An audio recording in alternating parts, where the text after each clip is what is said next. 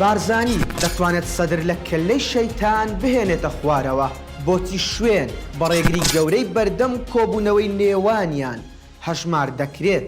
سەدر بۆ تا ئێستا ڕێگری لە سەرکەوتنی دەست پێشخەریەکان کردووە. بە هەموو پێوەرەکان بێت ئێستا چاوەکان لەسەر هادی عامڕی و بارزانین لەسەر مێزی گفتوگۆ مقتەدا سەدر و چوارچێوەی هەماهەنگی ئاشت بکەنەوە. ئەویش بەهۆی ئەوەی بارزانی هاوپەیمانی پێشووی سەدرە و عامڕیش بەردەوام هاوسەنجی پەیوەندیەکانی لەگەڵیدا پاراستووە تاکە کەسایەتی چوارچێوەی هەماهەنگیە کە گوێی بۆ دەگرێت. بەڵام بربەستەکانی بەردەم ئەو دوانش بۆ ئەنجامدانی دەست پێشخەری کەم نین. لێرە هەوڵ دەدەین تەرکیز بخەینە سەر هەوڵەکانی مەسعود بارزانی.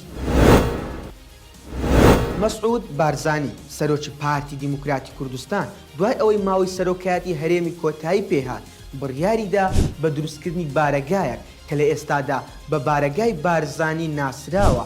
لەو کاتەوە تاکو ئێستا سەردانی هیچ شوێنێکی نەکردووە جگە لەو کاتەی کە پاپای ڤاتیکان سەردانی هەرێمی کوردستانی کردو لە فڕۆکەخانە دیداری لەگەڵ سازدا بە پێچەوانەوە هەموو کۆبوونەوەکانی تری لە بارەگاکەی خۆی لە مەسیف کردووە.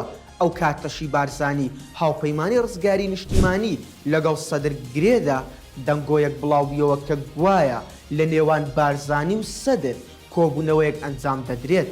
بەڵام هیچ یەکێک لەم دوو هاوپەیمانە ئامادە نەبوون سازش بۆ یەکتر بکەن و نە سەدر ئامادە بوو بێتە هەولێر نە بارزانیش ئامادە بوو بچێتە بەغدا یان نەجەف. لەلایەکی تر سەدر ئێستا وەک پێویست گوێ بە بارزانی نادات دوای قوڵبوونەوەی ناکۆچیەکانی نێوان سەدر و چوارچێوەی هەماهەنگی بارەگای بارزانی ڕایگەیاند.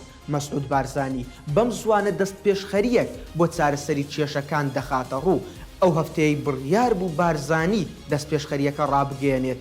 سەدر بڕیاری کشانەوەی لە پرۆسەی سیاسیدا بەمەش شکستی بە هەوڵەکانی بارزانی بۆ نێوەنگیری هێنا کارتی سووری بۆ بەرز کردەوە.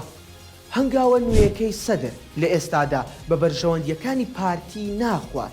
بۆ نمونە لە نوێترین پەیامی جەخت لەوە دەکاتەوە ئەوانەی دوای 2003 لە پرۆسەی سیاسی بوونە نابێت بەردەوام بن. ئەوەش پێش هەمووان بارزانی و پارتی بە حیساب هاوپەیمانی دەگرێتەوە.